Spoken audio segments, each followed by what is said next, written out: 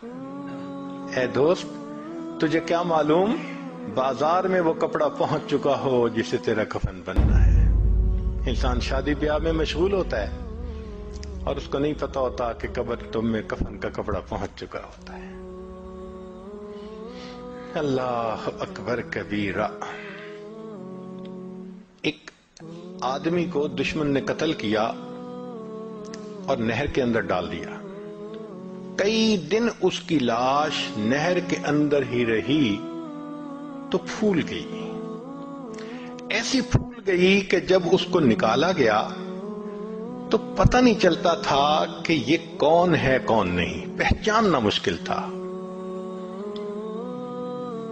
یہ بھی پتہ نہیں تھا کہ کس شہر کا ہے۔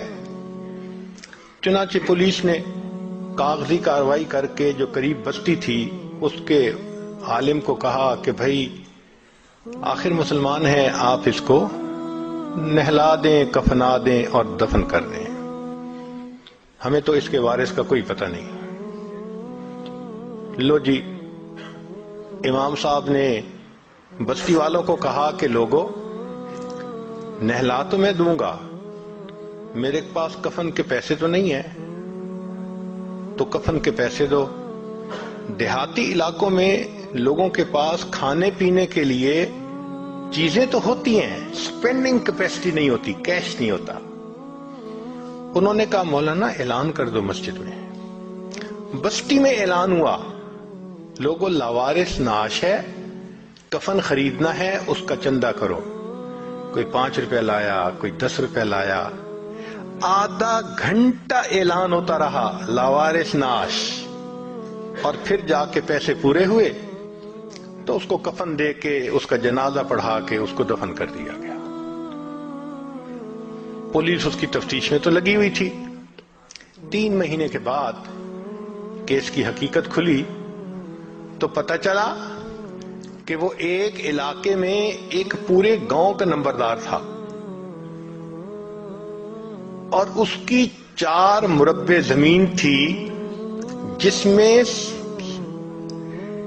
فروٹ کا گارڈن بنا ہوا تھا، کروڑوں پتی تھا، کروڑوں روپیہ اس کے بینک اکاؤنٹ میں تھا، اور اس کے 4 جوان العمر بیٹے تھے۔ 4 بیٹے ہیں، کروڑوں پتی ہے، بینک میں کروڑوں روپیہ ہے، لیکن اس کو کبھی پتہ نہیں تھا جب میں مروں گا میرے کفن کے لیے آدھا گھنٹہ چندہ کیا جائے گا۔ وارث مان نہ کری وارثاں دا، رب بے وارثا کر مار دے۔ فرماتے ہیں کہ اے وارث تو اپنے وارثوں کا مان نہ کرنا، اللہ تعالیٰ کبھی کبھی بندے کو لاوارث کر کے مار دیا کرتے ہیں، کیا پتہ کس حال میں موت آئے۔ اس لیے نبی اسلام نے فرمایا کن فی الدنیا کأنک غریب او عابر السبیل، دنیا میں ایسے زندگی گزارو جیسے کوئی مسافر ہوتا ہے یا جیسے کوئی پردیسی ہوا کرتا ہے۔ جو پردیسی ہوتے ہیں نا ان کے ذہن میں ہر وقت ہوتا ہے ہم نے واپس جانا ہے، ہم بھی یہاں پردیسی ہیں۔